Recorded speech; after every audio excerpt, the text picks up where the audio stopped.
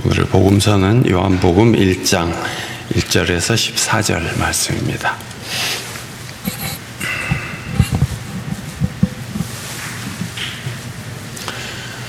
요한복음 1장 1절에서 14절에 기록된 하나님의 말씀. 태초에 말씀이 계셨다. 그 말씀은 하나님과 함께 계셨다. 그 말씀은 하나님이셨다. 그는 태초에 하나님과 함께 계셨다. 모든 것이 그로 말미암아 창조되었으니 그가 없이 창조된 것은 하나도 없다. 창조된 것은 그에게서 생명을 얻었으니 그 생명은 사람의 빛이었다. 그 빛이 어둠 속에서 비치니 어둠이 그 빛을 이기지 못하였다. 하나님께서 보내신 사람이 있었다. 그 이름은 요한이었다. 그 사람은 그 빛을 증언하러 왔으니 자기를 통하여 모든 사람을 믿게 하려는 것이었다. 그 사람은 빛이 아니었다. 그는 그 빛을 증언하러 왔을 따름이다. 참 빛이 있었다. 그 빛이 세상에 와서 모든 사람을 비추고 있다. 그는 세상에 계셨다. 세상이 그로 말미암아 생겨났는데도 세상은 그를 알아보지 못하였다. 그가 자기 땅에 오셨으나 그의 백성은 그를 맞아들이지 않았다.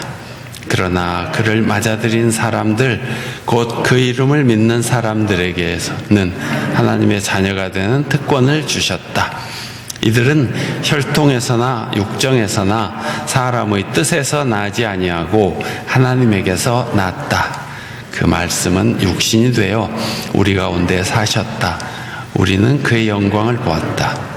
그것은 아버지께서 주신 외아들의 영광이었다. 그는 은혜와 진리가 충만하였다. 이는 하나님의 말씀입니다.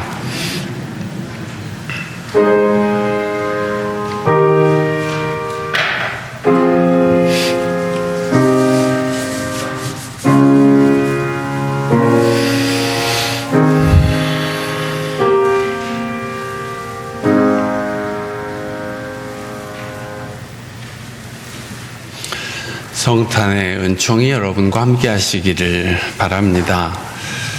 주위의 교우들과도 성탄의 은총이 아무개님과 함께 하시기를 바랍니다. 그렇게 축복하시고 인사하시겠습니까?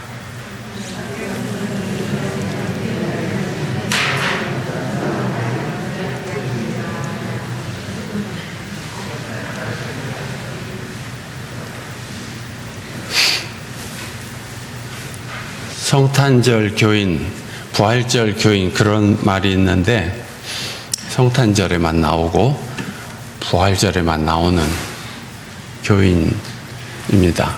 얼마나 반갑고 감사한 일인지 모르겠습니다만은 그런 분이 있는가 이렇게 봤더니 우리 교회는 안 계시고 다들 주일마다 잘 나오시는 교우들이시네요. 부디 우리 주 예수 그리스도의 은혜가 여러분의 마음과 또 여러분의 가정에, 여러분의 생애에 가득하셔서 주님의 은혜를 입고 밝은 빛을 발하며 살아가시기를 축원합니다.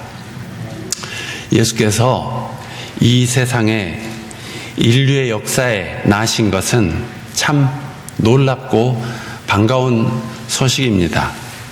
이사야 52장에 놀랍고도 반가워라 희 소식을 전하려고 산을 넘어 달려오는 저 발이여 평화가 왔다고 외치며 복된 희 소식을 전하는구나. 구원이 이르렀다고 선포하면서 너의 하나님께서 통치하신다 하는구나. 주님께서 모든 이방 나라들이 본 앞에서 당신의 거룩하신 능력을 드러내시니 땅끝에 있는 사람들은 모두 우리 하나님의 구원을 볼 것이다 라고 선언했습니다. 이스라엘은 이 예언을 다분히 정치적 승리로 생각했지만 후세의 인류는 이 예언이 진리와 사랑으로 승리한 구세주 그리스도를 가르쳤음을 알게 되었습니다. 예수 그리스도의 말씀과 사랑이 온 세상을 밝히고 어둠에서 구원하는 빛이 되었으니까요. 예수 그리스도를 통하여 나타난 하나님의 은혜와 사랑은 세월이 흘러도 변함이 없고 더 새롭게 발견하는 사람들이 계속 늘어납니다. 그래서 이 성탄절이 인류에게 은혜인 것은 그 아기의 탄생으로 사람들이 하나님의 세계를 보다 더 가까이 만나고 또 모실 수 있게 되었기 때문이죠. 히브리서 1장 1절에 하나님께서 옛날에는 예언자들을 통하여 여러 번에 걸쳐 여러 가지 방법으로 우리 조상들에게 말씀하셨으나 2절 이 마지막 날에는 아들을 통하여 우리에게 말씀하셨습니다 했습니다. 전에는 여러 예언자를 통하여 말씀하셨는데 하나님의 아들이신 그리스도께서 오심으로 엄청 다른 세계가 열리게 됩니다. 초대교회 성도들은 그들이 본 것을 이렇게 증언합니다. 요한복음 1장 말씀입니다. 그 말씀은 육신이 되어 우리 가운데 사셨다. 우리는 그의 영광을 보았다. 그것은 아버지께서 주신 외아들의 영광이었다. 그는 은혜와 진리가 충만하였다 했습니다. 볼 수 있게 오신 하나님, 들을 수 있게 말씀하신 메시아, 만질 수 있게 오신 그리스도를 찬양하며 감사합니다. 오늘 복음서에는 이런 말씀도 있죠. 참 빛이 있었다. 1장 9절 말씀, 그 빛이 세상에 와서 모든 사람을 비추고 있다. 그는 세상에 계셨다. 세상이 그로 말미암아 생겨났는데도 세상은 그를 알아보지 못하였다. 어두운 세상에 진리를 밝혀주는 빛을 비추고 있는데 세상은 그를 알아보지 못했다고 합니다. 사람들이 보고 듣고 깨달을 수 있게 사람으로 오셨는데 다 본 것은 아니었습니다. 그리스도의 사랑을 보고 말씀을 들은 사람은 많았지만 그분을 세상의 빛으로 느끼고 고백하는 사람은 그리 많지 않았습니다. 믿는 사람들이란 하는 말씀을 맞아들였고 하나님의 자녀가 된 사람들입니다. 성경은 그런 사람들을 새로 난 사람, 거듭난 사람이라고 했습니다. 새로 난 사람, 거듭난 사람들이 예수 그리스도의 성탄을 송축하고 경배합니다. 여러분은 하나님의 은혜 가운데 새로 난 사람들이죠. 여러분을 통하여 그리스도의 사랑과 진리가 세세토록 전해지기를 축원합니다. 예수님은 세상의 빛이라고 하셨는데 제가 빛의 성질을 세 가지로 생각해 봅니다. 첫째, 빛은 어두움을 물리치고 세상을 밝혀줍니다. 둘째, 빛은 생명을 살리는 에너지를 갖고 있습니다. 셋째, 햇빛은 따뜻한 열을 냅니다. 동지철이면 태양빛이 깊숙이 들어와서 집안을 따뜻하게 합니다. 이런 빛의 의미를 예수님에게 적용해 봅니다. 첫째, 예수님의 말씀은 빛처럼 사람들의 안목을 열어주셨습니다. 무엇이 진실인지 보게 된 것이죠. 그 전에는 유대인들이 자기 종교의 전승이 최고인지 알았습니다. 이스라엘 사람들의 정결예법, 안식일법, 제사법 등등. 그러나 예수님은 진리를 가르쳐 주셨죠. 정결예법, 손을 씻지 않고 음식을 먹으면 부정탄다고? 아니, 뭘 먹어서 사람이 더러워지는 게 아니고 그 사람 안에서 나오는 것이 그 사람을 더럽게 하는 것이다. 나쁜 생각, 탐욕, 시기 질투, 열등감, 우월감, 어리석음 이런 것들이 인생을 부정타게 하는 것이지 뭘 먹어서 그런 것은 아니다. 안식일에는 밀이삭도 잘라 먹으면 안 된다고? 사람이 안식일을 위해 있는 것이 아니라 안식일이 사람을 위해서 있다. 사람 살리려고 주신 계명을 사람 죽이는 데 써서는 안 된다. 다 가르쳐 주신 것입니다. 또 빛은 세상 생명을 살리는 에너지를 갖고 있습니다. 빛이 잘 드는 곳에 벌써 목련이 이렇게 움트고 있고, 개나리 꽃 피고 있고, 동백 꽃 피고 있는 거 보셨을 것입니다. 예수님은 억눌린 사람들의 생을 치유해서 살려주셨습니다. 절름발이, 소경, 나병 환자, 불행한 여인들, 세리와 죄인들, 사람이 대대로 억눌려 살면 자신의 존재가 형편없는 것인 줄 알게 됩니다. 예수님께서는 그게 아니다라고, 병들고 가난한 사람들도 하나님께 사랑하시는 귀한 존재라는 사실을 알려주셨습니다. 자기를 스스로 못난이라고 여기면, 이른바 자존감이 낮으면 매사에 자신이 없을 뿐만 아니라 그렇게는 살 수 없기 때문에 뭔가 엉뚱한 곳에서라도 이름을 날리고 빛을 보려고 나쁜 짓을 하기도 하고, 자기를 파멸의 구렁텅이로 스스로 몰아넣기도 합니다. 그러나 자존감이 높은 사람들은 남과 자기를 비교하려 하지 않고 자신 있게 담담하게 인생을 살아갑니다. 신앙을 갖고 사는 사람들도 그러합니다. 우리는 창조주 하나님께서 우리를 세상에서 유일한 존재로 지어주셨음을 믿기 때문에 참으로 행복합니다. 하나님의 은총을 입어서 그것이 너무너무 좋기 때문에 사소한 것을 내세우며 남에게나 잘났다고 자랑할 필요가 없기 때문이죠. 이렇게 예수께서 주시는 에너지는 사람을 치유하고 바로 세우고 세상을 살립니다. 세 번째로, 태양빛은 또 따뜻한 열기를 갖고 있지 않습니까? 예수님은 따뜻한 마음으로 가난한 사람들을 사랑하시고, 때로는 뜨거운 열정으로 세상에 도전하셨습니다. 십자가는 그 뜨거운 사랑의 표징입니다. 그리스도인들은 다들 따뜻한 마음으로 살아갑니다.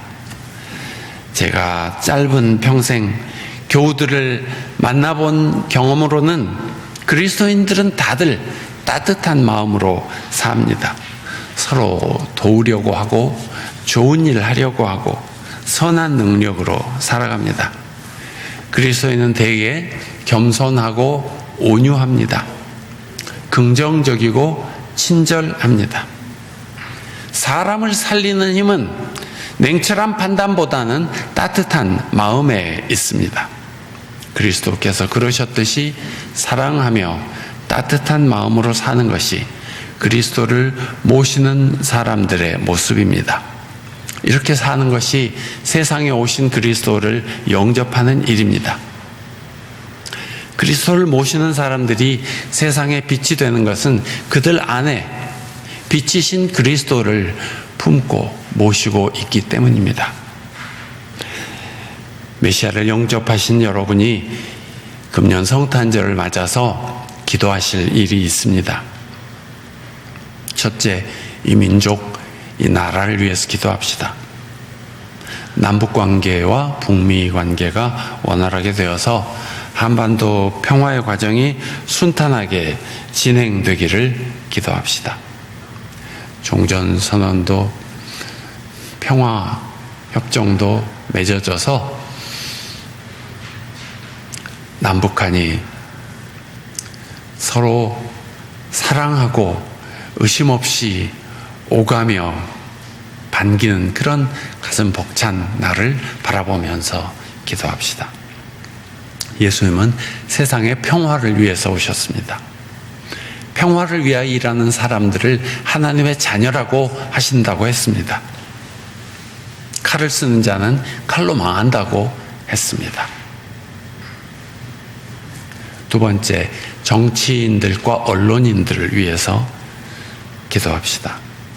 그들이 나라와 민족을 생각하며 일하기를 기도해 주시기 바랍니다. 우리는 사리사욕을 추구하는 정치인과 의롭게 역사와 민족을 위하여 일하는 사람들을 분별할 수 있어야 합니다. 그래서 투표를 잘 해야 합니다. 골짜기는 높이고 봉우리는 낮추는 것이 그리스도를 예비하는 일이 아니겠습니까?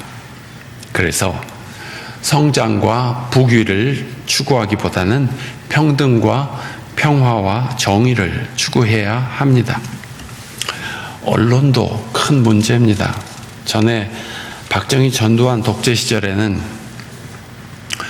언론이 권력에 굴복하여 알아서 기었는데, 요새는 언론이 돈에 굴복하여 정론 직필을 하지 못하고 있습니다.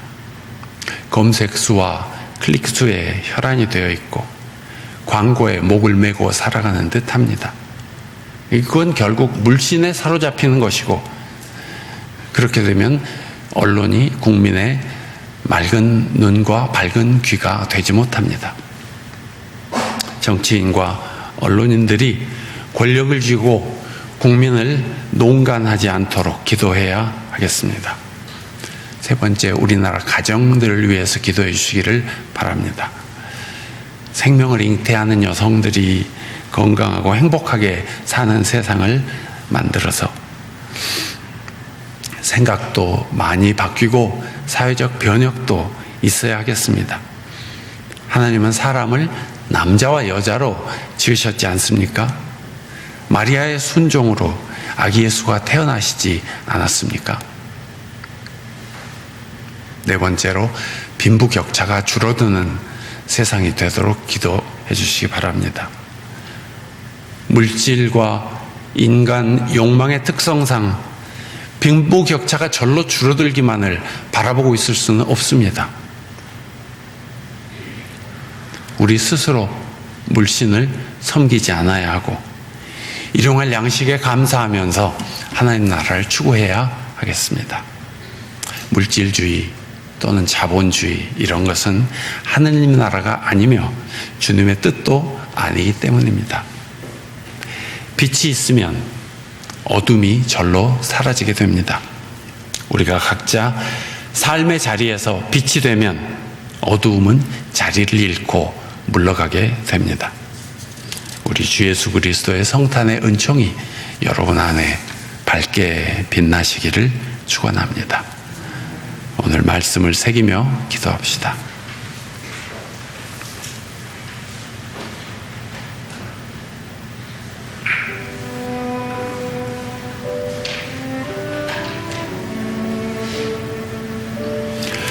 참 빛이 있었다. 그 빛이 세상에 와서 모든 사람을 비추고 있다.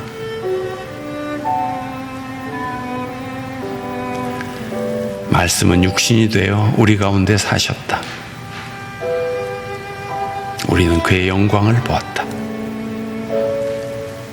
그것은 아버지께서 주신 외아들의 영광이었다.